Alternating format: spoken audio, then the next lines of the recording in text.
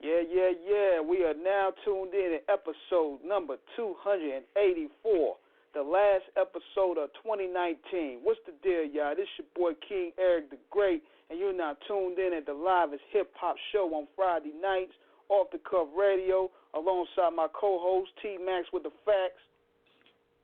What it do, Friday, and we close it out as King said for the 2019, but we still got big things going on in 2020, so check the documentaries of the interviews as we have to come for the next year. Sponsored by, of course, 5-Inch Clothing and Buddy Boy Entertainment. Shout out to our co-hosts of Spirit, They're all the Sandman and Lady Chinchilla. And King, we got a special guest with us tonight, a living legend of the game. Go ahead and tell our esteemed audience about the individual that we have gracing us with his presence tonight. Yes, indeed, man. And before we do that, we also want to dedicate this show to the memory of the legendary Papa Wu. We dedicate this show to his memory here because we have one of the disciples of the Wu-Tang on live tonight. So it's only right, man. But I'm about to introduce you guys here to possibly one of the dopest MCs to come out of the Wu camp, the Theodore Unit, protege of Ghostface Killah, very solid individual, on and off the mic. So without further ado, let's bring on my man, Trife Diesel. Yo. What up, party people out there? The place to be is Trife the God, the MC, representing Staten Island Theodore Unit, TMF for life. What's going on? Going on, man? 718-919 in the building, man. Yes, indeed. Man. Indeed, you know. Look, Stapleton stands strong. Got the Dubs up in the W formation, man. Wu-Tang all over, man. What's going on with you? Great to see you with it. You know, I'm just chilling, you know what I'm saying? Just got off the road, you know what I mean?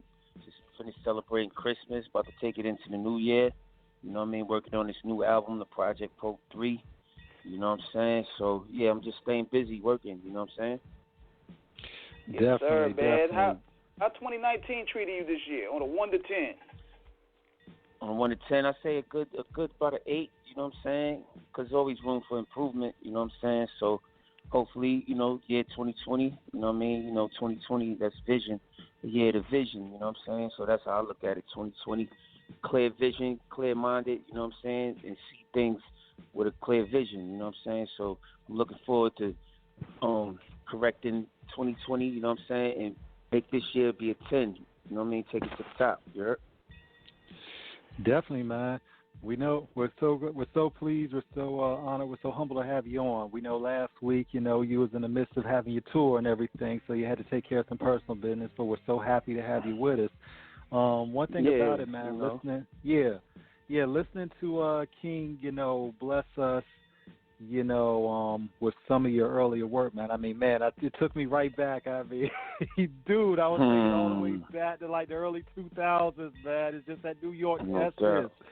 I mean, look, you got the joy from Bulletproof. I've been doing it for a while, you know what I'm saying? And I'm just here to just keep doing what I do, you know, the talent that God gave me to be allowed to even still be writing rhymes and still stay relevant and not sounding like outdated and all that, you know what I'm saying? So as long as I'm able to keep spitting, writing rhymes and you know, imaginating, let my mind create, you know what I'm saying? That's what I'll just keep doing. I'll keep doing it forever, you know what I'm saying? Definitely. And what's dope about how you're doing it, man, is that you're still keeping that sound fresh, just like the recent video that you dropped with the Pennywise video titled Candyman. That's one of the wildest concepts I ever seen, man. Like, yeah. So you know that how concept how did that creativity come to hit you? Well, my man, shout out to my man who produced the track. His name is Game Shotter from out of Vancouver, Canada. And the beat, you know what I'm saying, it just had the Candyman intro to it. So I figured since it was around Halloween time and all that stuff, so I said, let me just try to come up with a nice, you know, like a nice thing to give back, you know what I'm saying? So I just said, I'll just put all the candy bars and put it into a song. You know, I did that concept before, like with the NBA shit and all that.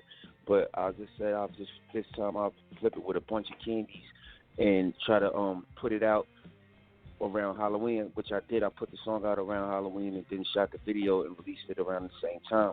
So it was just more of a concept. It was not to say that it was gimmicky, but it was gimmicky. Just something, you know, just to play with words and give something to people just around Halloween, you know. Right. Definitely, man. And one thing about it, being a disciple of the Wu-Tang Tree, man, is that you guys, you know, it's so far and wide, man. I mean, you know, it's the originality, the attention to detail, the lyrical dexterous of, you know, your compositions. All of you are among the elite and legendary of lyricists. You know, not only as a crew but as individuals.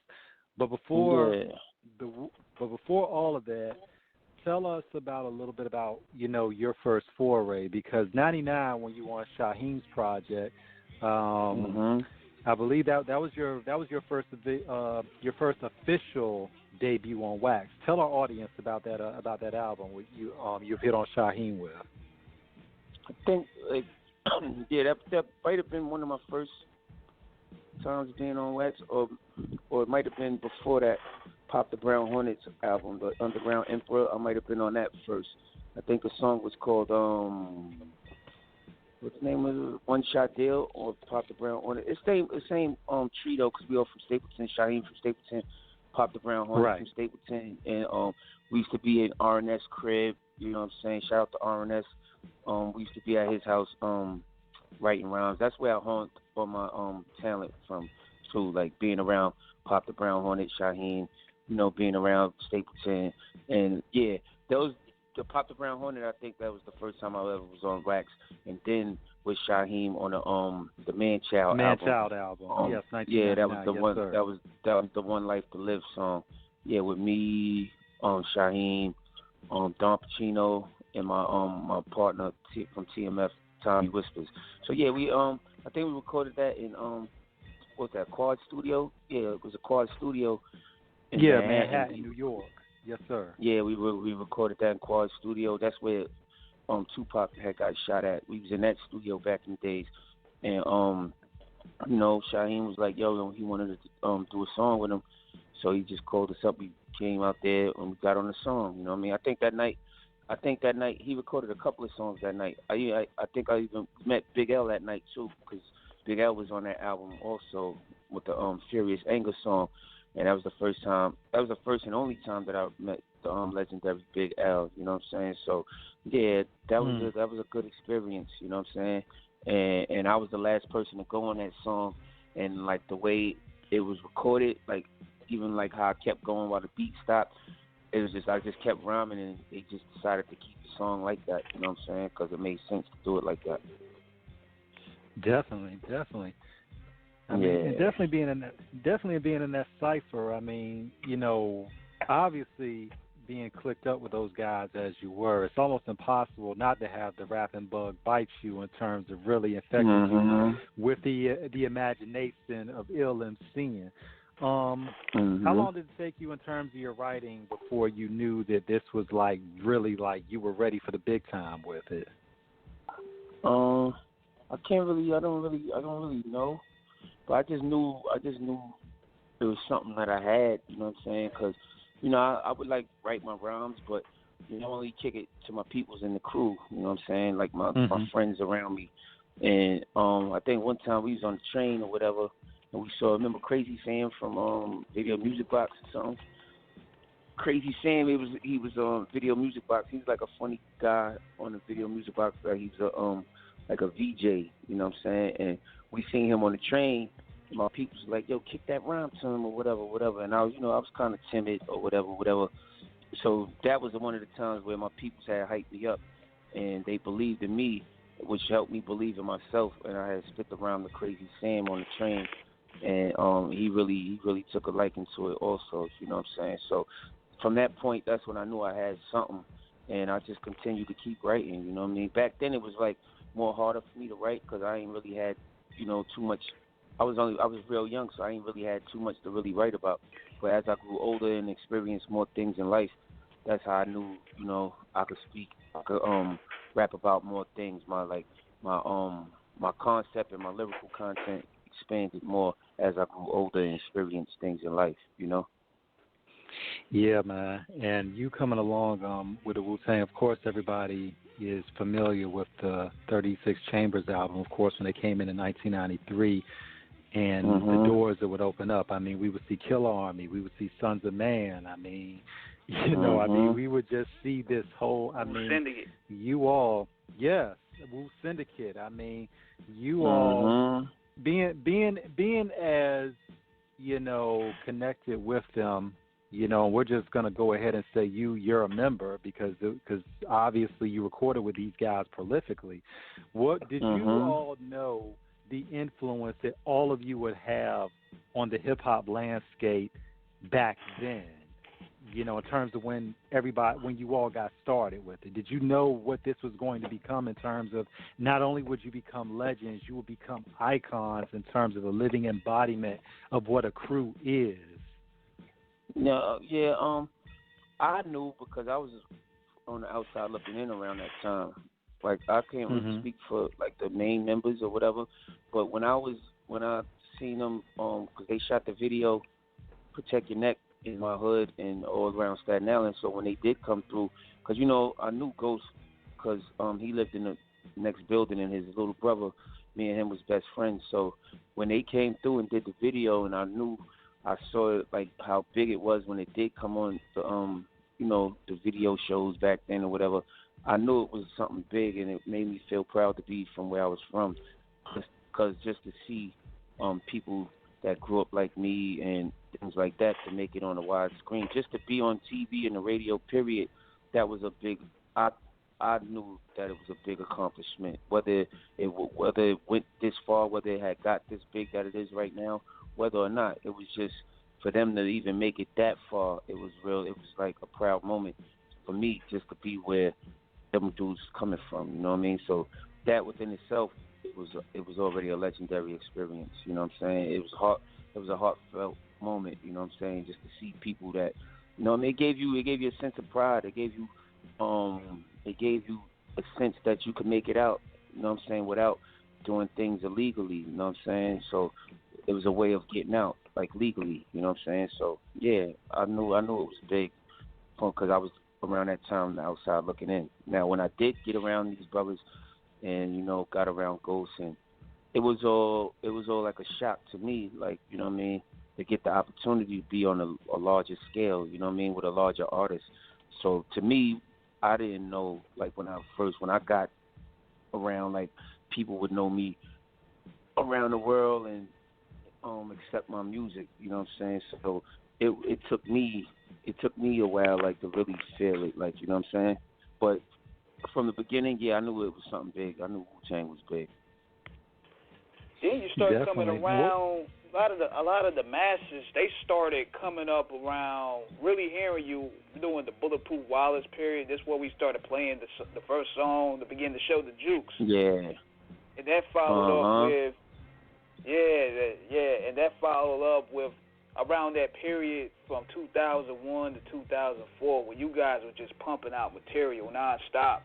So many joints from that Bulletproof Wallace joint, they ain't even make the cut. Man, it was because of the sample clearances, like the Watch, the Sun. I think even the song Flowers, the beat had to be replayed.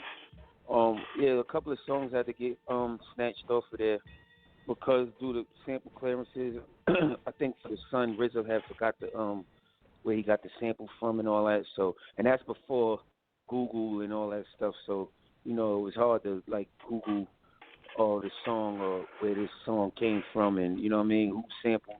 Because nowadays they got the website called Who Sampled, so you could just punch in a song and it'll show you who sampled it. So that's how like a lot of those songs had got taken off. Like even the Forest, the song The Forest, where Ghost was talking about all the cartoon characters. He had a part like he had a hook part. It was the what was the Annie? My Wallows, my son will come out tomorrow. He couldn't even use that Yeah. because that didn't even get cleared. So that had to get taken out off the album too. So we talking like this is 2001. You know, this before like cell phones and everything. Because I remember getting a phone call from Free, my man Free. You know what I mean? He called my mother's house and he was like, "Yo, you ready?" And I was like, "Yeah." And he was like, "Yo, like I think it was like a Friday." He's like, "Yo, Friday, you know, a car gonna come pick you up and you're gonna fly out to Miami and you're gonna start writing and getting busy on the album." And that's Ghost stay true to his word, because back Ghost would always come through the hood and be like, "Yo, what up, what up?" And be like, "Yo, spit around." He used to have to be always spitting rhymes, you know what I'm saying? And he would always be like, "Yo, just keep writing your rhymes and keep practicing, doing your homework, and I'm going to come back and scoop you up." And that's what he did in 2001 when he was making Bulletproof Wallet album. He came back and scooped me up, and the rest is history. But even before that, I was even on a Supreme Clientele. He had me around a lot of those studio sessions, like at the Hit Factory back in the days. I was young, like probably like 17, 18, but I would like be in the studio while he's recording a lot of those songs, like Malcolm, Nutmeg, and all that. Like just sleeping in the studio, like just watching and observing how songs and hooks will be put together. And if you listen to the song One, when he's like TMF Wu-Tang Clan, because TMF, that's my crew that I rhyme with. Mm-hmm. So we was on that. That was like Ghost shouting us out on that song, like, you know what I mean? And we did the little hook. To all my real niggas, snatch your clothes off. To all high niggas, that's me and my crew singing that little piece on that song. And at the end, when, on the outro, that's us talking out on the outro. So that was like another time we didn't really spit no rhymes on that song, but that was like we had made a debut back then also, if you didn't know that either, on the song One.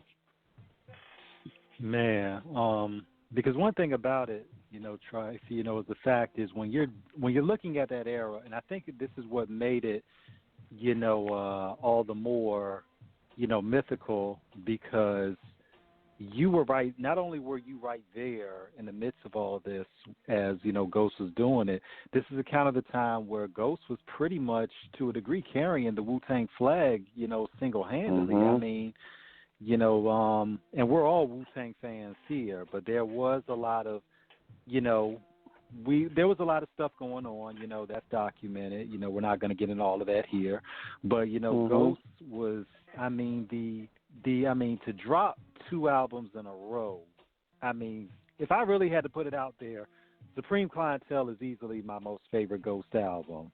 Ghost just hit a level on that I was just, oh my God. And then to follow that with Bulletproof Wallet. It's like with Ghost with that Supreme Clientele album, I would say that's one of the greatest hip hop releases album. Even though I ain't understand half of what he was talking about, he just made it sound so fly. He did that on purpose. Like he came in, like the mindset when he did that album, he said he was gonna just say a bunch of shit that didn't make no sense to fuck with people's heads and shit. So that was a strategic move that he did purposely. He did that on purpose, right? Like, you know what I mean, to write some shit like that, some off the wall shit. Shout out to my brother Ghostface. That's my big bro. You know what I mean. I would say that he gave birth to me to the rap scene. Like, you know what I mean, put me on in the right way to because he saw something in me, like, you know what I mean. So, and now ever since then, it was up to me to take career in my own hands and do what I got to do. So shout out to my brother Ghostface for always keeping it real, and holding me down. You know what I mean? Yeah. And as you went in, as you were becoming, as you were nascent in the game, being nice, you were evolving into just this lyrical behemoth. What was it like in terms of what you were beginning to see for yourself as you were forging your own path in the game in terms of not only the musical aspect but the business aspect as well? Yeah, just because it real talk, me and Ghost never signed no paperwork. It was just more like a word of mouth thing. You know what I'm saying? Right. We ain't never signed no paperwork. But I always had my publishing, all my stuff intact, you know what I'm saying? I got paid for all the work that I've done, so nothing was never given out to me like on some here, take that, on some freebie shit, or everything that I earned, like, you know what I'm saying, everything that I got, you know what I'm saying, I earned it, like, you know what I mean, whether it was like when he was on Sony, Epic, you know what I'm saying, I received that based upon for all the work that I did, even through Def Jam, when he was on Def Jam, all that was like from the work that I did, and you know, all the business was correct, you know what I'm saying, it wasn't no foul shit. You know what I mean? But, you know, it could not, well, I say it could have been, the business could have been tighter. Yes, you know, everything could always be tighter. But as far as, like, me getting jerked or anything like that, nah, it was nothing like that, you know, because my brother doesn't have no malice in his heart to, you know, to even try to jerk anybody, you know what I mean? He always gave what he felt that was fair, you know, and just for the work that I had put in, you know what I'm saying? So there was never no discrepancies like that. So, and that's why you never heard no foul shit, or me trying to diss him, or him trying to diss me, or me just trying to discredit all the things that he done, you know what I'm saying? So it's always been 100, you know what I'm saying? That's what I could say. From now, probably from the outside looking in, people would be like, "Oh, Trife didn't get his just due," or whatever. But, you know, people can say what they want to say because they don't really know behind the scenes things and all that shit. So I could never badmouth my brother because, look, I'm still here with him today, you know what I'm saying, still getting money, breaking bread with him to this day. And everything is good, you know what I mean, we're family, you know what I'm saying. You know, family go through their little issues, you know what I'm saying. And I can't, like, because there was a time, a point where I wasn't on a couple of Ghost albums, and I had to fall back. I had to do my own thing, you know what I mean? Plus, I was going through personal issues, like, you know, with my parents passing away around that time. So it's like I had to take I took a step back, and I had to, you know, evaluate myself, you know what I mean? And as I became older, you know what I'm saying, I started having children. I got 3 kids now. So, you know, I had to, you know, become a family man, and that takes up a lot of your time also too, you know what I'm saying? But at the same time, yeah, everything was good. Everything was good, you know what I'm saying? It's just that, you know, and sometimes as men, as you get older, your outlook on life changes at the same time. So you're not going to be the same kid, or, you know, as you grow. So everybody grows, but not to say that it's a bad way, but people change and people grow apart. Where at the same time you always stay in contact, and, you know, stay in contact with your family. It's like even with your family, you don't even see your family every day, or, you know, but you'll still speak to them, you know what I'm saying, here and there. So it's all love. It's still all love, and that's basically what it is on that type of thing, you know. Now we talk about maturity and growth. We talk about maturity and growth. Now, did that play a role in the name change that you went through from Trife the God to Trife Diesel? Yeah. So Trife Diesel, and the Diesel just comes from, like, the state of mind, like Diesel meaning strength and strong.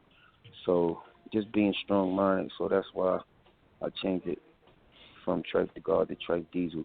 You know, I don't mind still being called Trife the God or Trife, you know, either one, because it's still my name. I don't even care if you call me by my real name, because that's my name, you know what I'm saying? So it don't matter what you call me, you know what I mean? As long as you just don't call me no sucker or anything like that. Call me what you want. Don't call me no fake-ass nigga, you know what I'm saying? Pardon me for cursing. Never, you know what I mean?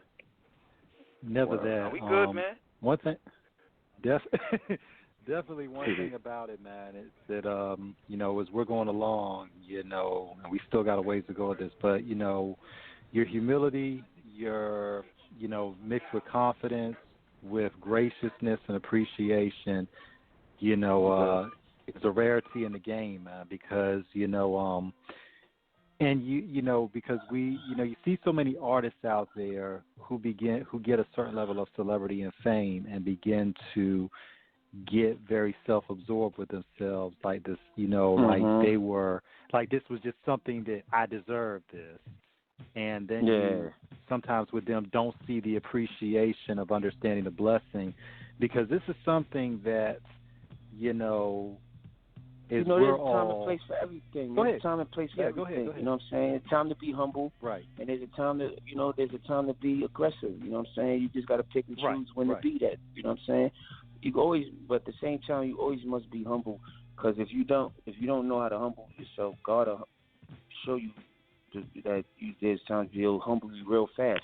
So don't get it twisted, because in this game you gotta be a beast. You know what I'm saying? Or you'll get walked over. You know what I'm saying? So there's always time when you're doing business. You can't be a brush over. Like, you know what I'm saying? So you gotta be strong headed and pull out your fangs or whatever at certain times. But at the same time, be humble, because at any time it could be easily just taken away from you. You know what I'm saying? It's all about being calculating too, bro, because sometimes you got to enter the game or you're into a situation being calculated to where you got to be ferocious. Then there got to be some times where you got to be laid back. It depends on your environment. Yeah, that's what I'm saying. So just like I said before, you just got to pick and choose when to bring out the beast. You know what I'm saying?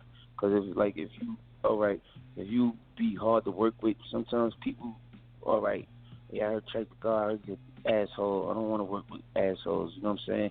And then the word will start spreading out through the industry, and now you find yourself being locked in because now you ain't getting no work because you're hard to work with. You know what I'm saying? Right. Yeah. Definitely. How did, in terms of really developing and understanding, your essence of the man that you are, principle and morals, how did growing up in Stapleton as a youngin', how did that mold you in terms of where you would end up becoming, in the industry, in terms of shaping you for what was to come? What was life like? Basically the old New York. We have a run growing up like it's like growing up in every urban city, you know what I mean? But New York is fast paced. It's a lot of schemers and hustlers and killers and gangsters. So you just gotta adapt to your environment. You know what I'm saying? Like they say, only the strong survive, and that's a true statement. So can't be weak. You know what I'm saying? Because even in the jungle or in the jungle, if the lion looks for the weakest one out the pack. Like if he see a deer or anything limping or something, he gonna go for that deer because he knows that's easier to catch. You know what I'm saying? So it's like, you gotta be, only the strong survive. So you just gotta be strong and not only be street smart, you gotta be book smart. You gotta use everything to your advantage. You know what I'm saying? Certain situations, it might be a setback, but at the same time, they learn experiences also. So you guys got to take everything in stride. You know what I mean? Growing up in Stapleton Projects was like one of the worst projects on Staten Island. One of the worst projects in New York City, period. You know what I'm saying? So you saw a lot of vicious things out there. You know what I'm saying? Selling drugs, getting caught up in certain shit, fighting, seeing people get killed. You know what I'm saying? It's just, I looked at all of that as a way like, I need to get the fuck up out of here. You know what I'm saying? There ain't nothing with trying to get away from that environment, because that's the goal. The goal is to get out the hood and be better. You know what I'm saying? So that's why sometimes you might go back to your hood and see what's going on, and it'd be the same fucking shit. But now it's like it's even worse now, like because the hood lost a lot of funding. They didn't have a lot of programs like when I was growing up, like to keep the kids out of trouble and things like that. You know what I'm saying? So we done lost a lot of funding. A lot of things is getting taken away from us. There's liquor stores on every corner. You know what I'm saying? But it's up to you as a man to to pick your poison. You know what I'm saying? But it's like that everywhere. Definitely. It's like that everywhere. Because I traveled the world and been to ghettos, and it's all the same thing everywhere. So it's up to you to get up, find a way to get out, and bring the ones that you love, and bring the ones that you love with you, and just give back. You could give back any type of way. You could, what I mean, giving back to your hood ain't per se like, you got to go to your hood and give everybody money or anything. You could see a little kid out there that got talent, and like how Ghost, he gave back by taking me out the hood. Like, you know what I mean? There's different ways to give back. You know what I'm saying? So it's like you just got to, the object is to get out and stay out. You know what I'm saying? And come back, show your love. Because, you know, there be times when people be like, yo, I'm never leaving the hood, and look what happens. They get killed in their own fucking hood because you got jealous brothers out there, all right, that they want what you got, and they too lazy to work for it. You know what I'm saying? So they'll rather take it from you or take your life, and you know what I mean? And you know, it's just like the crab in the bucket syndrome. You know what I'm saying? Yeah, man. Yeah, and that's real. Definitely how it you know, was. on a lot of levels. Because one thing, Trife, that you said that was so poignant is, you know, you understood the perils of your immediate surroundings, and that was your goal to escape that. And we all got love for the block. You know, we come from it. But also by the same token, it's a situation where, you know, when you understand, at the end of the people day, the streets don't love you, man. Yeah. The streets ain't gonna love you, man. They killed the biggest of names, and come on, because at the end of the day, you don't own not one block in the hood. You know what I'm saying? Right. And at the end of the day, you acting like you fighting for this block or I'm fighting for this building. Once you get killed, that building's still going to be standing there. The next people is going to usher in and do the same thing that y'all did, and it's going to be a repeated cycle that keeps repeating. It's time that we break the cycle and get up out of there, you know what I'm saying? That's the goal, because that's how the project started. It was a project. They put us in there to be a project, and then here we go. They give us, all right, they give you welfare. They put a corner store. They feeding you a bunch of garbage and feed cigarettes and bunch of bullshit, nothing healthy in the corner store, and they just killing us, you know what I'm saying? And instead of, because that's what it started out to be, a project, to see how they would live in the project, you know what I mean? Because that's why it's called the project, and it's supposed to be a temporary situation for you to get in. Right. All right, this to help you stabilize rent, and then you got to get up out of there. You got to get up out. Some people get trapped in the projects because that's the only thing they know. You're absolutely right. Not to mention that they cripple a lot of the resources to where you gotta either deal with the situation as it comes to you, or you gotta go through the underworld to get it. And a lot of people don't even want to go through the underworld. Like one of my friends told me recently, he was like, yo, stop chasing opportunity and create opportunity. So it's like, yo, you don't, instead of trying to chase the opportunity, just create the opportunity, and, you know, you'll prosper better like that. Definitely. And that's real, man, because you got so many artists coming into the game right now who try to glorify the violence in the street, where there's nothing to be glorified at all when you really have lived it and really understand the dangers. You know, and a lot of times we look at a lot of these artists coming in, you know, this is a constant, you know, subject of our show, you know, but we always use this as an example, like with Tekashi, how he was glorifying all that stuff, you know, in terms of, you know, yelling blood, this, that, and the other about, you know, but when it all came down, he saw how real street life really was and the consequences that come from it when the laws get involved with it. Exactly. It's not a game. It's truly not a game. And that's one side of the game that you don't want to witness, man. You know what I'm saying? Shout out to everybody that's locked up, you know what I mean, doing their time, and they didn't snitch and all that, and they took it on the chin, you know what I mean? Shout out to all them people.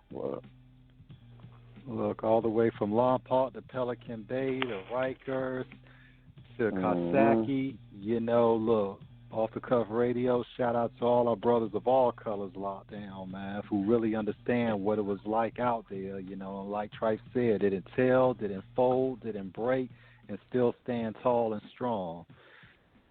No doubt.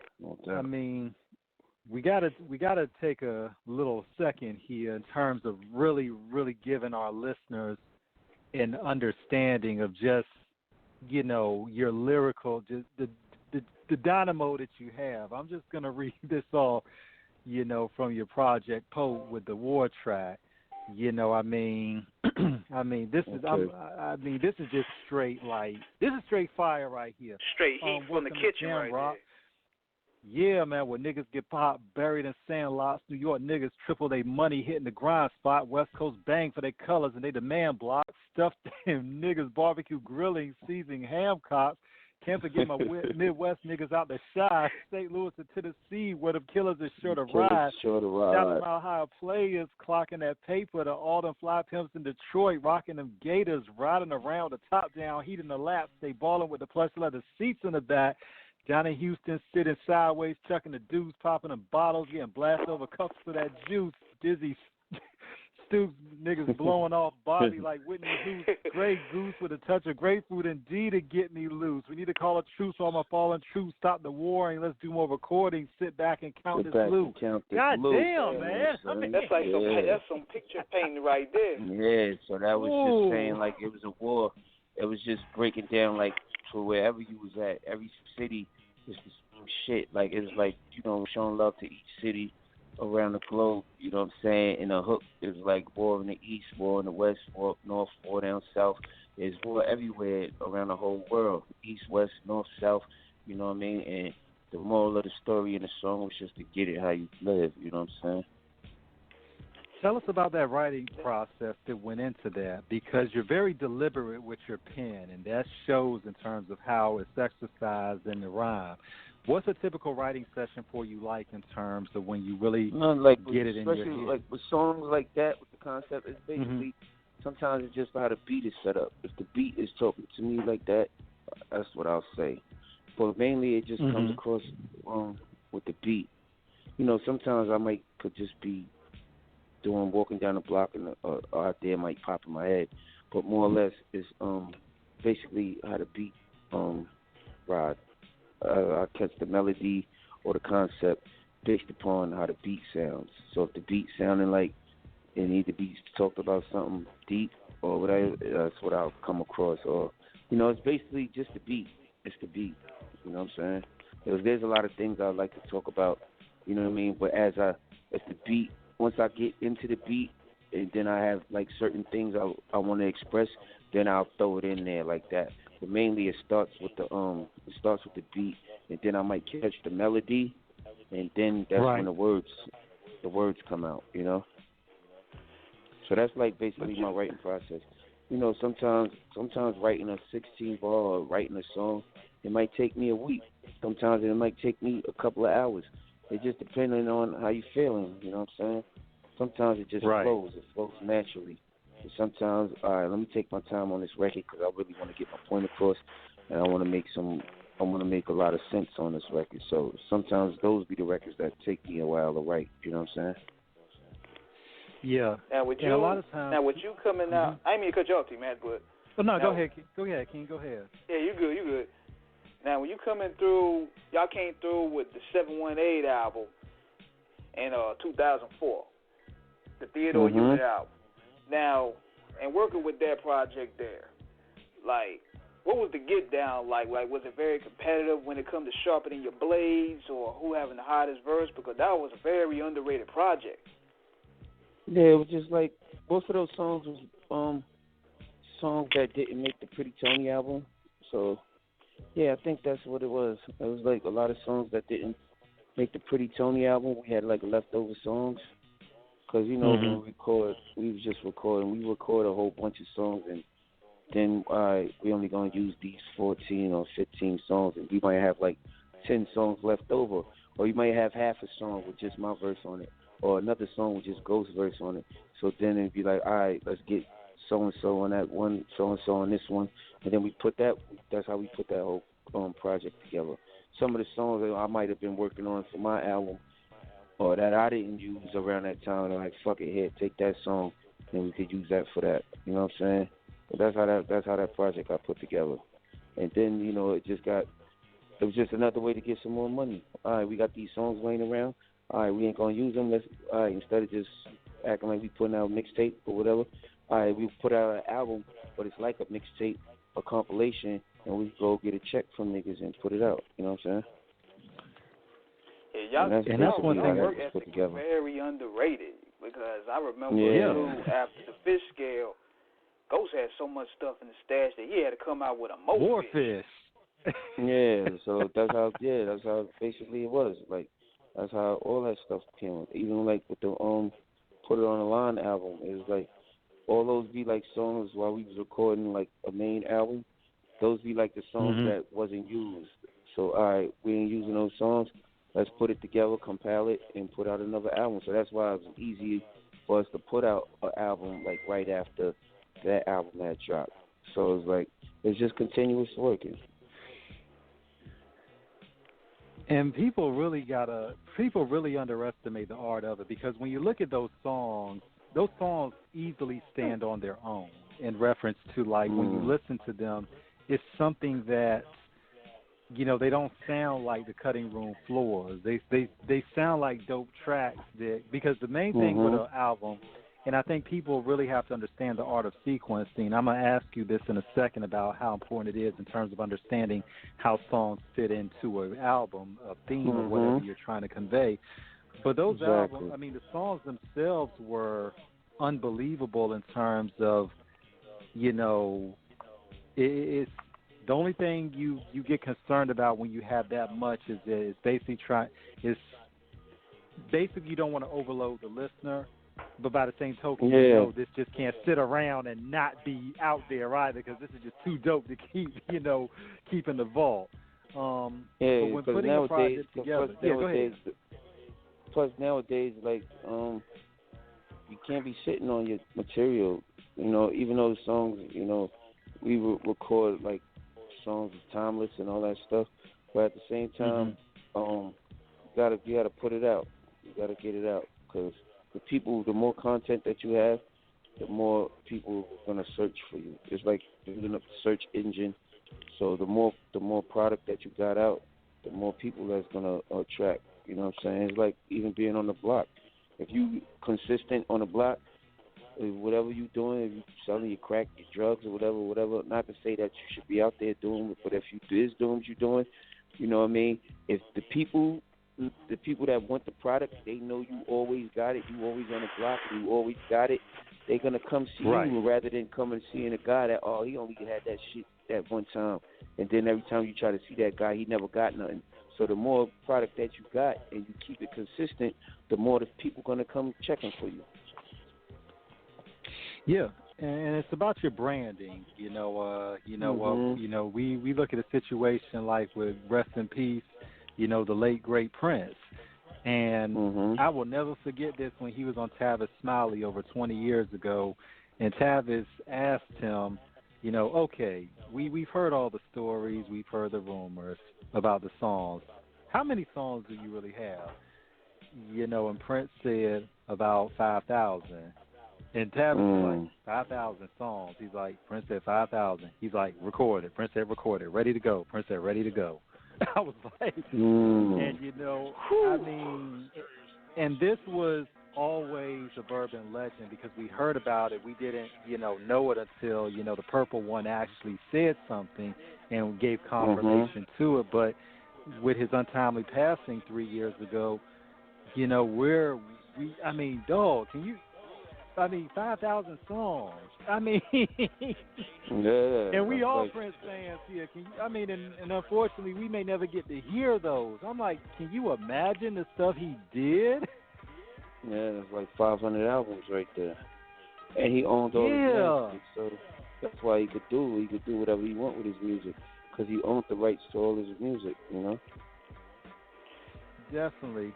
You definitely got to break down the importance of ownership too, man, because people have the notion that you get signed and everything, but you get a lot of notoriety when it comes to airplay and spins, or you get more known or you get more clout, but if you don't own your material, it's a lost cause. That's what Jesus said. He's sweating cream, he ain't sweating fame. You know what I'm saying? So there's a lot of jewels that people was dropping back then. You know what I mean? That still continuously dropping jewels. Definitely. How have you seen the game change from when you first started in terms of social media, marketing, and overall artistry with, MCs out there in terms of how the music is distributed? Nowadays you could just do it from the click of the finger nowadays, man. Just a click of a mouse. All you got to do is hit send, and it goes out to the world. Instead of in the content, you know what I mean? And everybody is, even at the attention span of the listener, the world period, everybody's short attention span, you know what I'm saying? Because now you're in the sea with a million rappers, so, and you got to be able to stick out and sound different from this one, because now everybody sounds the same, and everybody's riding the same wave, so you create your own wave. It's like people don't give enough respect to Soulja Boy as he should get, like, because you got to look at it. Rock, when it's like, I look at it like 3 different stages of hip hop to where we at right now. You had your Grandmaster Flash, you know, when he first came out. That was one sound. Rakim came through and changed the sound, you know what I mean, and brought forth your Nas's and all that up until Soulja Boy. Everybody from Rakim up until Soulja Boy fell under Rakim's umbrella. And now when Soulja Boy came out and made the biggest buzz over the internet, that he gave birth to the way we at right now. Whether you like it or not, he showed us the way to work off the computer and get up your views and all that shit. He's the one that birthed the new wave of MCs to where they're at now. You know what I'm saying? That's how I look at it. And that's real, because while he definitely was a guy who has been, obviously his music has polarized a lot of people. But there's one thing, even if myself I'm not the biggest fan of his music, I can say this. As a black man to another black man, I can respect any black man, or anybody for that matter, any man, no matter the color, who gets out there and works hard. Because a lot of people don't know, that youngin' was doing it like he's 16 years old, doing shows, getting money. So he was out there, and he was doing it, making his own beats, no samples. So all the residuals come straight to him. You know what I'm saying? Exactly. And he did it all with a click of a mouse in his house. You know what I'm saying? And that's it. You gotta respect him. You know what I mean? And he gave birth to like all these millennials right now that's doing their thing. And it's crazy how within hip hop we so easy to forget the people that set those trends so easily. Exactly. Yep. Definitely. But one thing, but there's also a flip side of that too, because also, and this is obviously not to shade him in any way, but this is also applicable for anybody. When you have to watch in terms of certain trends, how important is it, as you said, to really understand the market in terms of knowing how to make yourself, an individual from a bunch of clones? Because as we've seen, and this is, like I said, no shade to the down south rappers, because we got love for everybody at Off the Cuff, radio, no matter where you're from or the type of hip hop you do, as long as it's good. But also we are cognizant and understanding of the fact that music does change, and there are those trends that if you kind of fall into it with what everybody else is doing at that time frame, you can get left behind. Like during that mid-2000s with the snap rap era, how big that was. But then, you had the Shop Boys, Franchise Boys, you had Crime Mob, you had Shorty Low, rest in peace, you had Vic, VIC, who did Get Silly. But it's like it was caught up in that era, but it kind of didn't translate well as it as the years went on. You just gotta stay true to yourself, man. Don't sell out. You know what I'm saying? Because you got some people, they just want that big hit, and one hit. You know what I mean?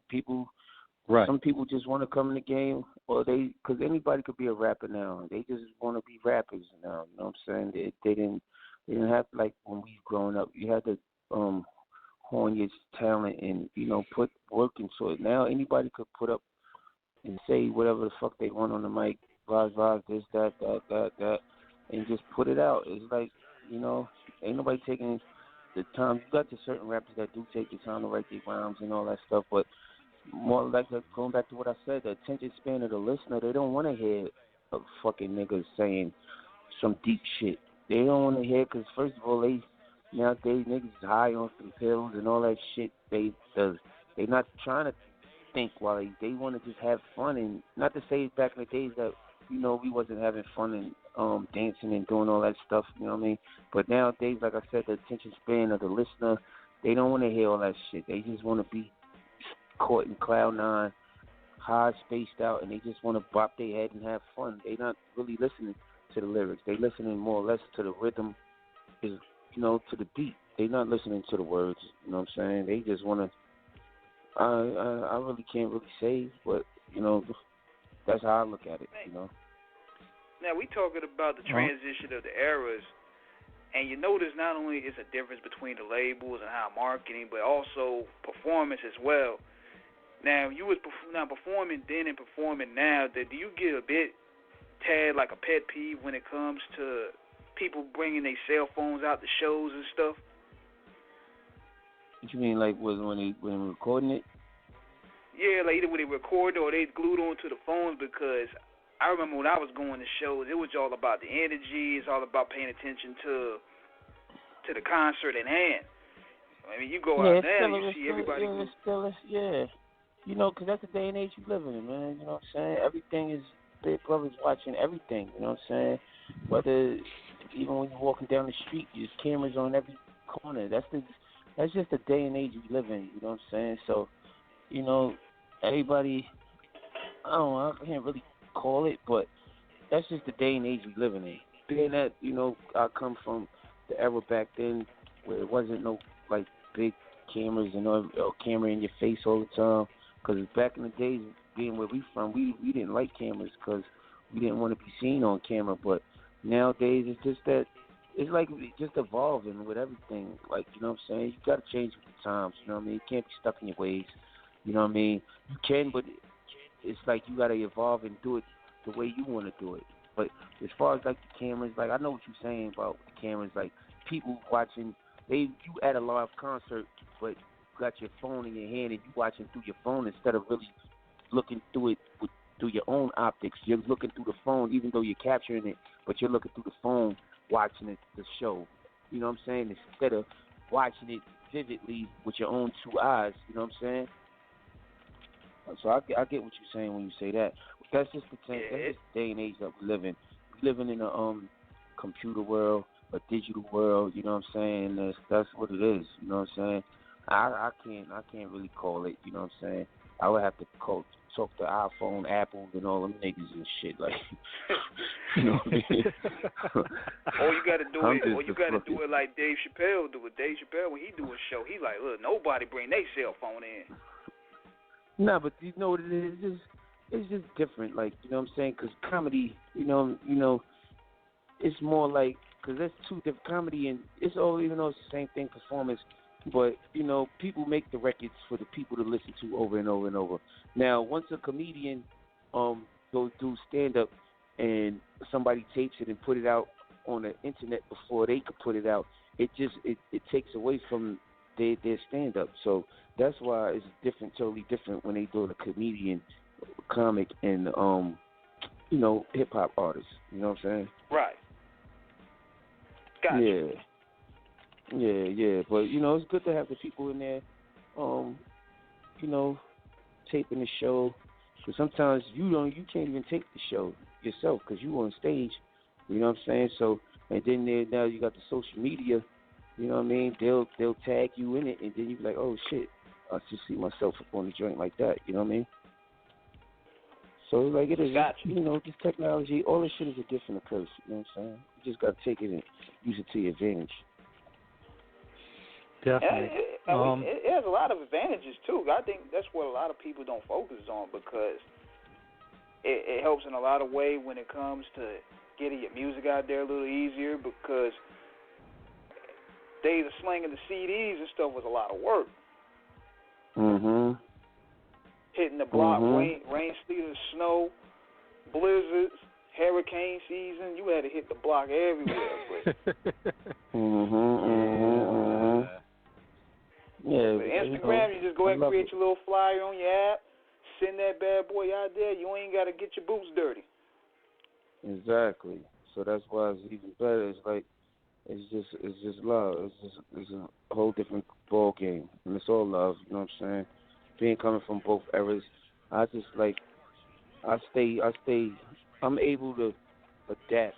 I know I was doing a CD thing, and I'm being there, even though I'm a little older, I'm still computer savvy, and I know how a lot of this shit works. I know how the streaming things work. I know how the computer works.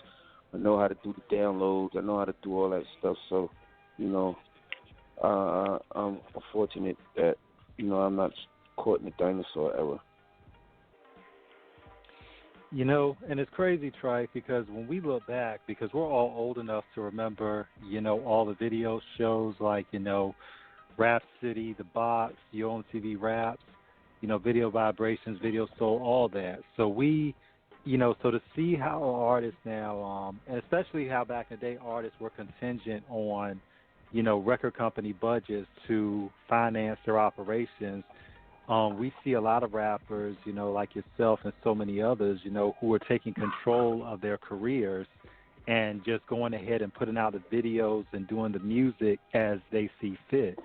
In terms of, and this is something that, you know, in terms of, you know, King and myself, we've always talked about this on air and off air, of course, with our co-hosts as well, other co-hosts as well. How do you feel about just that paradigm of now artists beginning to be more savvy in terms of understanding where they're dictating the course of their career rather than letting a label do it? I think it's good, man. You got to take your career in your own hands, because it's the label. It's like only big as your last hit, man. On to the next one. If you ain't doing what you got to do for the label, man, they'll shelf you. You know what I mean? And they, you know, it's a deal. It's a contract. You know what I'm saying? If you ain't withstanding, upholding your end, they just terminate you and shit. So it's always, even if you do got the label behind you, always don't depend on the label to do what they say they're gonna do. You still do it. Take it into your own hands and run it like it's your own business. Run it like, you know, building your brand. All right, you got the big label, the big machine behind you, but at the same time, you still got to work your own project. They only gonna do but so much. Because now, if you look at it, ain't no more artist development, none of that shit no more. You know how these people are getting signed? Oh, let me see his numbers. Let me go on his Instagram. Let me see how many followers he got. They signing people not even based upon talent no more. They signing people based upon their movement and their followers. You know what I'm saying? This kid right here might only have like 5,000 followers with the most talent in the world, but here goes so-and-so with 100,000 followers. Who do you think they're going to sign? They're going to sign a guy with the less talent, but he got more followers. You know what I'm saying? So that goes to show you that these labels, sometimes the labels don't even know what the fuck is hot. They following the trend. They following the followers. You know what I mean? Because at the last end of the day, the fans got the last say so. You know what I'm saying? So, right. Back to what I'm saying, the labels, ain't no more artist development. And you don't even really got no A&Rs in the building that's even like how A&Rs back in the days, they used to come and help the artists. All right, they pick out the beats here. Here go a beat that I think would sound good, you know what I mean, to help develop the artist. Ain't nothing more of that shit no more. Ain't no artist development. So it's like and that just shows you why would I need to sign for you? The labels is only piggybacking off of the work you already put in. So I already did all this work. I done ganked all these followers myself. Why the fuck do I need y'all for? I could just sit back and speak to my fans, put out my music, and have them buy it, stream it all day, and I don't need you. So it just widens the playing field. So all right, now if the label want to sign me, all right, what you gonna do for me? Now, matter of fact, I don't need you to do anything for me because I've been doing it for me. Now, why should I sign to you? You know what? If I sign, let's do a partnership, or you know what I'm saying? That's when you could talk your shit, and now you got more leverage on the labels. You know what I'm saying? And if they don't want to, all right, I'm not gonna fuck with you. You know what? I'll just stay over here. Instead of you making your money, I could sell my shit for whatever. I could sell less, but sell it for more and get more money in return. You know what I'm saying? I don't have to cut. Ain't no paying you back for this and that and all that. I can keep all that money to myself because it's all generating straight to me, cutting out the middleman and all that shit. Yeah, because a lot of these guys coming in now, they're not really using those dinosaur models anymore.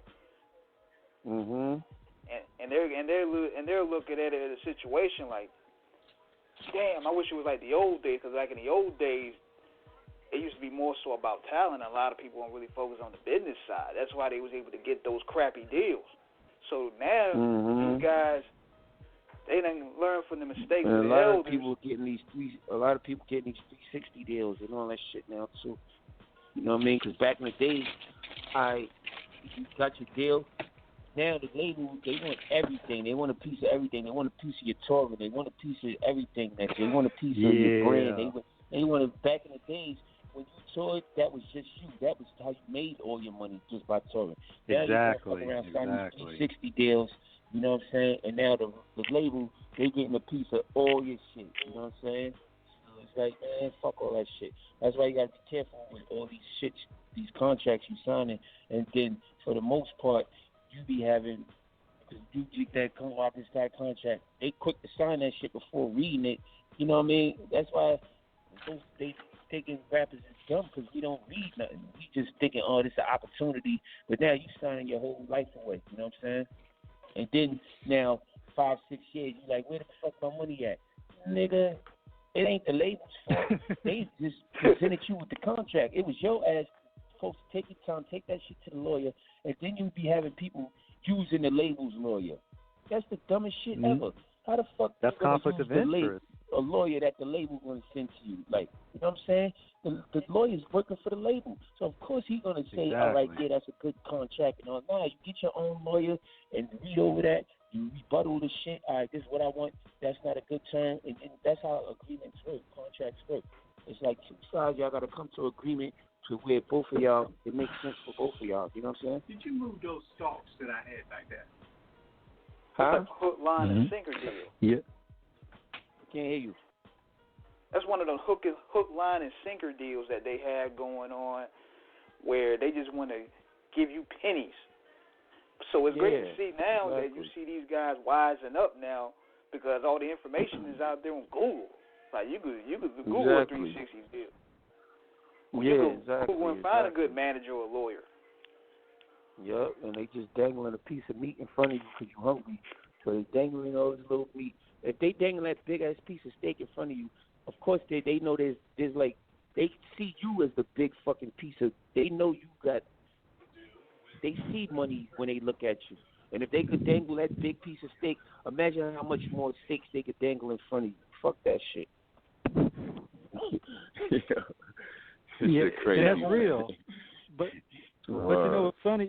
It's crazy though, Trife, because what you're dealing with a situation is that, and what you said covers so many grounds with it, because it's on one hand, an artist wants to talk, all the bullshit about, yeah, I'm independent, I'm doing this, that, and the other, but then a lot of times their whole thing is, really, with all that bluster and bravado, their thing is they're basically begging for a label to sign them, because, but then when they give it a label, like you said, they don't understand what really goes into it in terms of when it becomes a real business.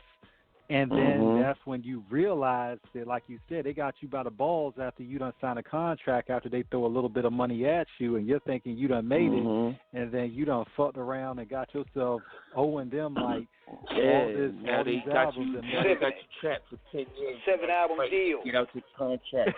Yeah, now you want to fight to get out your contract, and now you want to be stubborn. I'm going to put my music out myself. After you done signed that deal, here they go, cease and desist. You can't put out nothing because we own you.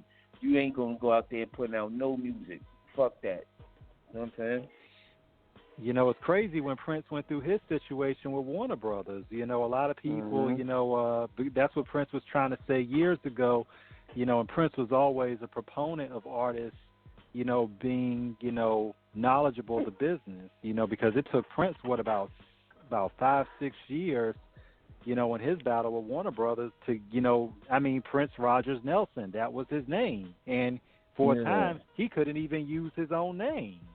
Exactly. That's they why owned, he came out with they the owned symbol. his name. That's why he came out with his name as a symbol. Yeah, because he didn't even own his own name. I was reading an old XXL magazine from years ago when Eric Sermon was talking about, when he was, when he was doing the Eric Onassis album, and about how, Def Jam had actually owned the rights to his name, and that's why he couldn't use Eric Sermon. J La Soul and Tommy Boy, you know what I'm saying? That's a bad, you know what I mean? You can't even find De La Soul music on any streaming site because Tommy Boy don't want to, that's just sad. Come on. These are people that did so much for hip-hop, and you can't even find, so now you're depriving the fans of De La Soul music because y'all, Tommy Boy don't want to release, you know what I mean? It's like, it's just, these labels is something, it's crazy, man. You know what I'm saying? And Trife, I'm so glad you said that because it's the perfect segue into the next question I got for you. How important are physical copies still in terms of music today? Because, we, King and myself talk about this all the time about how certain albums on Spotify, wherever, Apple Music, Tidal, how you can't even find some artists with music because some of their music because it hasn't been cleared by the label. And some people would say that physical copies like CDs and cassettes have gone the way of the dinosaur. But how important is it that those physical copies, that artists should still have something tangible for the consumer to get? Yeah, because, some people, it's like collectibles now, you know what I'm saying? People want the collection. Because, back in the days when we opened up the album, we like to see the when we bought the album, we like to see the sleeve. We like to see the artwork. We like to see who produced the song. We like to see all that, you know what I'm saying? And that's something that is lost in transition now with streaming, too. You don't get to touch it and feel it, a physical copy. Like, right. That's why when I put out my albums, like, recently, I always, I got it on streaming sites and all that stuff, too, but at the same time, if you go on my website, TrifeDiesel.com, you'll be able to pick up the physical copy, you know what I'm saying, or the physical CD of it, and so you can have it in your catalog, you know what I'm saying? Because the fan, for the most part, they really would like to have that, the physical copy in their hand, and then that's when it's like, and it goes back to getting it autographed, you know what I mean? All right, they come to your show, and now you see that person in the crowd holding up your album and with a mark in their hand, and that's where it comes. You can't sign a fucking streaming site and all that shit. You know what I mean? You can't. What you gonna sign a nigga's phone or something? You know what I mean? So it's like, it's all for collectibles. You know what I'm saying? It's like back when you had the G.I. Joes or whatever. You know what I mean? They never opened up, like if you collecting toys and all that shit, nigga never opened up the box because it's worth money. Once you open up the box and all that shit, they lose value. So it's like even with the CDs, once you come to the show, I can't wait till I see Trife. So I want him to sign the physical copy of the album. You know what I mean? That's something that's heartfelt for the fan. You know what I mean? It touches it gives the fan more admiration and more love. You know what I mean? They feel like they was a part of something. They felt like it was a part of your music. You know what I mean? That was what was dope about when you guys came out here for the Cuban Links 20th anniversary. I was at that show, and it was cool when Ghost was here. He was like, he was out there. Yeah, I'm gonna be signing autographs over here. I'm like, let me go ahead and get my physical and my shirt. Yeah, exactly. So that's a good thing. You know what I'm saying? So people, and plus, like, all right, even more clarity. Because I think this year I was reading something. They said that vinyl was gonna make a big comeback. You know what I'm saying? Yeah. And one thing about it, man, is that when you look at it, it's definitely, I think when you look at the era of where we came up, like you said, to actually, have that actually meant that you appreciated the artist's music enough that you would actually, like you said, you'd actually go out and purchase it. It actually really touched you in a way that you would spend your money on it. This is Off the Cuff Radio with King Eric and myself, T-Max of the Sax, with Stapleton's own Wu-Tang legend, Trife the God, a.k.a. Trife Diesel. We are sponsored by Da Vinci Clothing and Buddy Boy Entertainment. Call number is 1-619-924-0703 on Blog Talk Radio, live and direct, Friday night. Yeah, man. In terms of it, yes. Yeah, the thing about it, I need y'all to go to ahead. that piff, you know what I mean, and go download the Diesel Therapy mixtape, you know what I mean, that I gave out to y'all for free for the holidays, you know what I mean. That was just like a token of my appreciation to y'all. So go to thatpiff.com and go download the album. Go download the mixtape. And it was mixed and hosted by my man, my DJ M80, you know what I'm saying? So go check that out. Go follow me on Instagram, Trifecta718. Hit me up on Twitter at Trife Diesel, you know what I mean? Make sure you go to TrifeDiesel.com. Go pick up your physical copies of my latest releases and everything. And if you got Tidal, Apple Music, just search Spotify.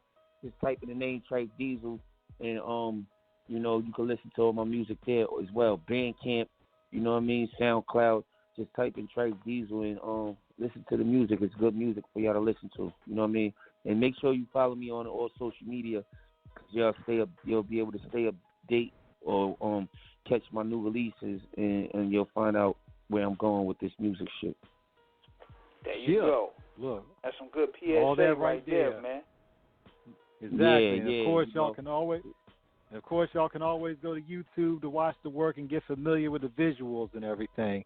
Exactly. And that's another thing I'm gonna start doing, like in 2020. The vision, like, you know what I mean. Start giving y'all more visuals for these songs and these albums that I'm putting out. You know what I'm saying? Because that's like being like. I could say that was one thing that was hindering my career. Like, I was putting out music, but I didn't have like a lot of visuals and stuff. So, and now being in this day and age, people, they want to hear the song, but at the same time, they want to have content that they can see, and they want to see how Trife get down. All right, that's how you get down. That's how you move. That's how you look. That's how you dress. You know what I mean? It's all about style. They want to see the brand. They want to see how the fuck. They want to feel like they're a part of the movement. So that's why. Like, for the year to come, you know what I mean, you're going to be seeing a lot more visual aspects, you know what I mean, from my side. And, building my brand, starting my company. I already started my company. It's called Bailey Boys Entertainment. You know what I mean? Bailey, that's my last name. So, and the boys is like, that's like an ode to, like, my family, my brothers, my kids and all that. It's something that I can leave behind, a legacy for my kids, you know what I'm saying? Definitely. That's the new wave. That's the new wave. That's the new wave we ride right now. Trife Diesel, Bailey Boys Entertainment. That's what I'm rocking with for the year 2020 and so on. Definitely. Now, you said you wanted to start doing more. Oh, go ahead, King. No, go right ahead. Yeah. Now, you said you wanted to start doing more visuals in terms of your videos and everything. How important is it in terms of doing videos? Is it to have the right videographer and director in terms of just making sure that it comes out right? Yeah, you got to have somebody that really, because you can get anybody. I could pick up my fucking phone and just shoot a video myself. You know what I mean? You want to get with a director that has because now anybody could pick up, just like anybody that could pick up a mic and say they're a rapper or MC. You have people that can just pick up a camera and be like, I shoot videos. Nah, nigga, you gotta have an eye for that shit. You know what I'm saying? So, all right, I know as me as an artist, I know what I want when I because I look at it every time I write a song and the words I'm saying, I already know how I want to see the video. So I'll give you my input. I'll give a video, the director or whatever. I'll tell them this is what I like, this is how I saw it, and now I need you to give your input in as well, because you're the man behind the camera lens. You know what I'm saying? So I need you to bring out my words and what I said and all my ideas. I need you to. I might got the you got the coloring book. It's already drawn out. All I need now is the video, nigga. I need you to add the color and make it look fly. You know what I'm saying? You say that with passion, like, man, make my joint look right, man. We can't have no poor man Spike Lee's out here. We got too many of them fugazi ones out there. Work with video. I be working with video niggas, and they be wanting you to do the whole fucking video. Like, all right, fuck that. Say it's directed by like, me. Nigga, what am I paying you for? Like, nigga, what am I paying you for? Nigga? He just want his name on there. He just want his name stamped there. Yeah, man. But you following what I'm saying.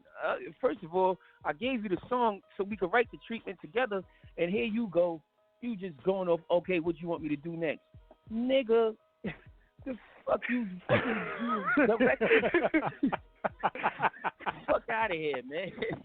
You know, these niggas be crazy, man. That's what I'm saying. There's a lot of culture vultures out there that try to make money off of this shit just because they see an opportunity instead of, you know, really taking it passionately. You know what I mean?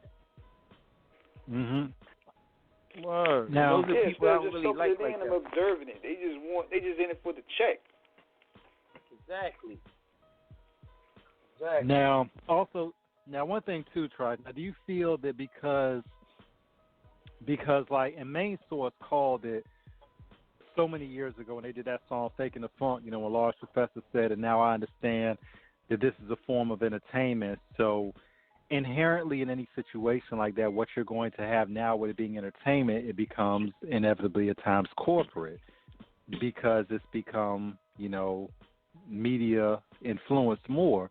Do you feel that has unfortunately brought a lot of people, as we all call, you know, and Dane made famous the phrase culture vultures, in terms of how you have people trying to involve themselves in this thing that we love so much called hip-hop and really do not understand what it means in terms of what the art and the culture really represents?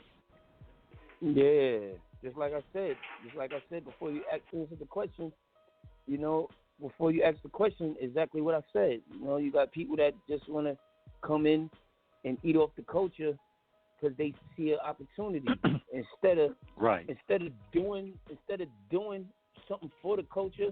Here they come wanting to take from the culture and just eat off of it without putting nothing back into it. That's what I was meaning. Right. And you know, it's crazy because, you know, where we got a lot of people who come into the game, you know, who shall remain nameless, on off the cuff, we're always about being respectful and real, but we're not out to call out anybody unless they just do something of just total stupidity that needs to be called out. But we see a lot of people out here who, you know, have their shows, and, you know, to be real, we don't feel they really, really, really love the culture. They just love, you know, who they can get on it and how they can exploit certain situations for what it is.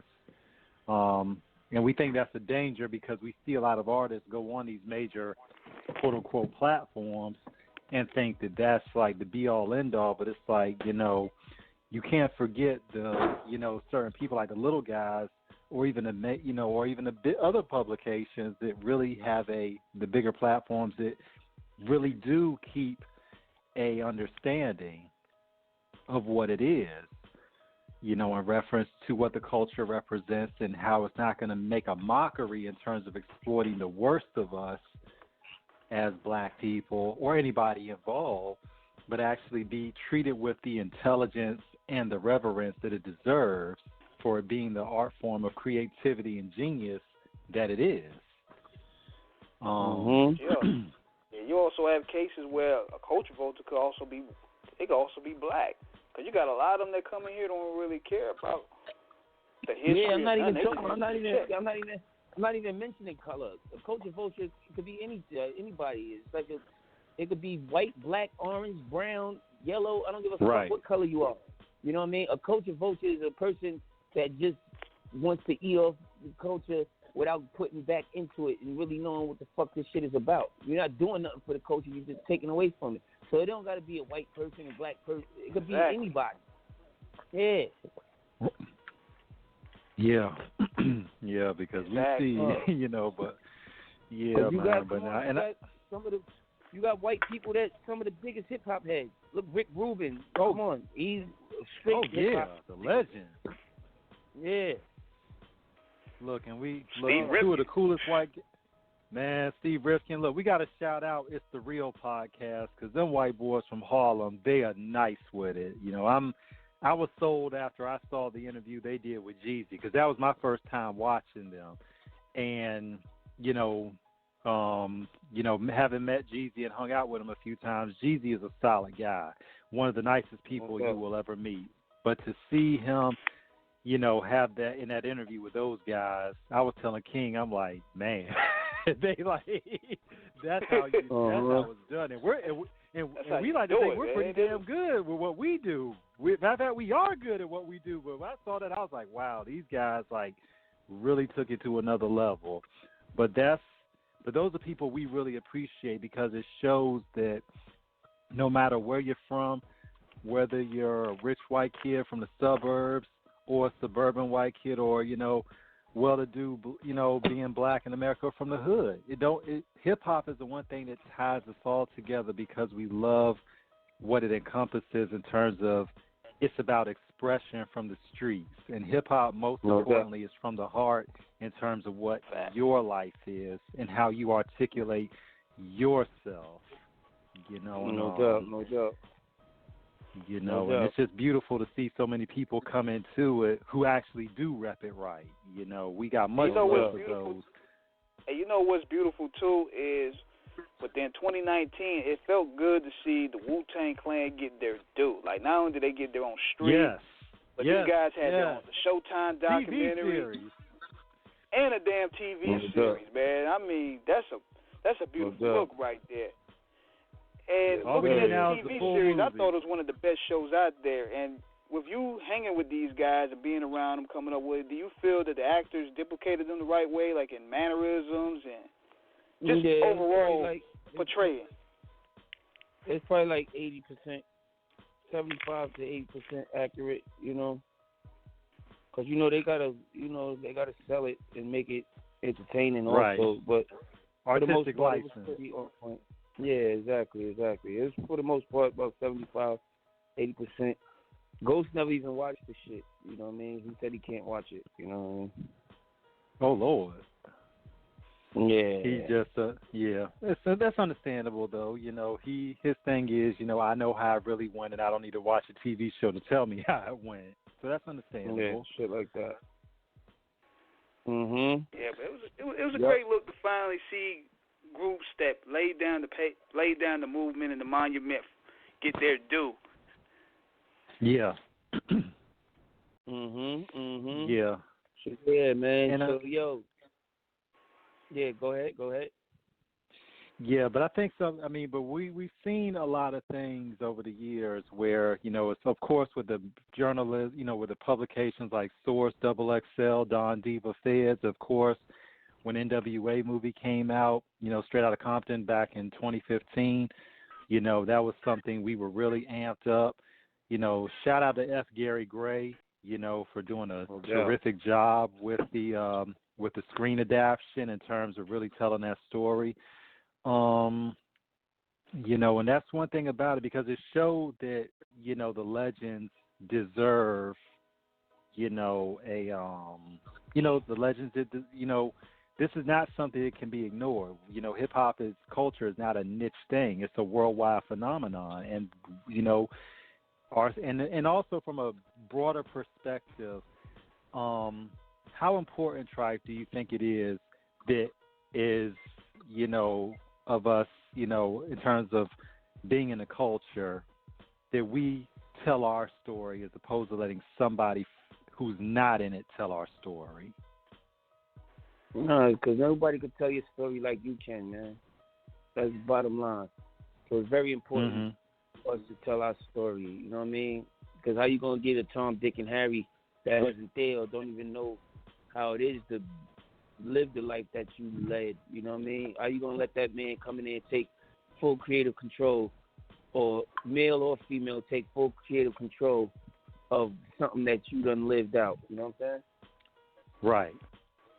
Yeah, so it's very important that you tell the story that you want to be told. And it ain't nothing wrong with somebody, helping you with it. Like, because you probably, like, even I don't know how to make a movie. You know what I'm saying? I don't know how to make movies and shit like that or whatever. Right. So that's where they dynamic come in at. You know what I'm saying? But as far as me, you know, putting the story together, and I can tell you the story now. All I need you to do is put it in movie format or book format. You know what I mean? Because I don't write books and write movies. All I need you to do is just what I told you. Now you put it in the format to get it out to the people where they can understand it more better. You know what I mean? Right. Yeah. So that's what that is. Cause yo, I'm gonna keep it real. Yo, I gotta get. You know what I mean? I gotta bust a move and make a run. Okay. You know what I mean?